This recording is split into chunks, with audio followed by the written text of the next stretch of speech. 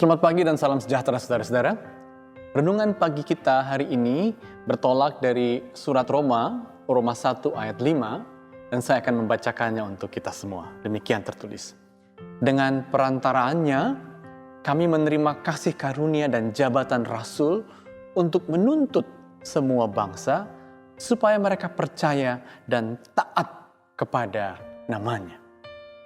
Saudara-saudara, sebagaimana kita tahu, kekristenan, dan itu tercermin dari surat Roma ini, saudara-saudara, bertolak dari anugerah atau kasih yang diberikan oleh Tuhan, yang dianugerahkan oleh Tuhan, dan kita karenanya diterima Tuhan.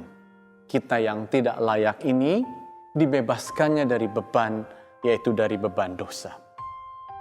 Sola gratia, karena anugerah, itulah sebenarnya pesan terbesar dan terutama Injil dan juga surat Roma ini, saudara-saudara. Namun yang menarik, pada pembukaan suratnya, dia, yaitu Paulus, sudah mulai dengan mengatakan hal yang sedikit mengejutkan, yaitu apa? Menuntut agar bangsa-bangsa, kita semua yang percaya pada anugerah itu, tapi juga sekaligus dituntut untuk taat. Dan di sini pertanyaan yang kita harus dalami, mengapakah kita yang diberikan anugerah yang sola gratia itu pada lanjutannya dituntut untuk taat? Sebabnya, saudara-saudara, ialah karena Injil, sebagaimana dalam pemikiran Paulus, karena Injil itu memang sungguh-sungguh rahmat, sungguh-sungguh anugerah, tapi dia anugerah yang mahal, bukan anugerah yang murah.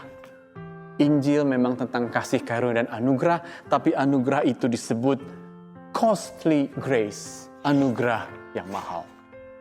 Apa artinya anugerah yang mahal? Anugerah yang mahal itu karena anugerah itu seperti harta yang terpendam, tapi memang harus digali. Dia seperti kekayaan yang semahal mutiara, tapi karena dia seperti mutiara, orang bahkan seperti pedagang-pedagang misalnya bisa membuang yang lain karena ingin menemukan mutiara itu. Anugerah itu mahal, tidak murahan. Dan apa itu anugerah yang murah? Anugerah yang murah diberikan, tapi kita tidak melanjutkannya dengan menjadikan diri kita murid. Kita tidak melanjutkannya dengan menjadikan diri kita seorang Kristen yang sungguh-sungguh. Itu anugerah yang murah. Karena itu, saudara-saudara, dalam Roma dikatakan, kalau kau diberi anugerah, maka kepadamu juga dituntut sesuatu. Kenapa? Karena anugerah itu mahal.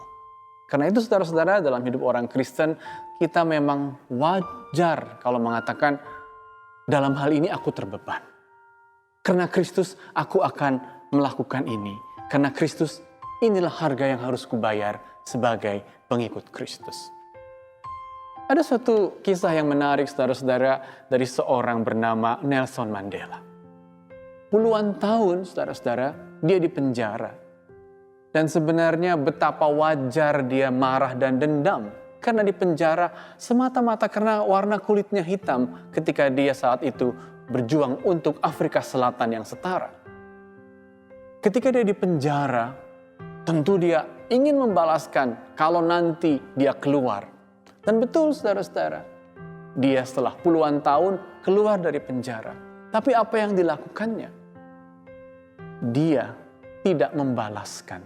Bahkan dia menemukan gerakan namanya pengampunan dan rekonsiliasi.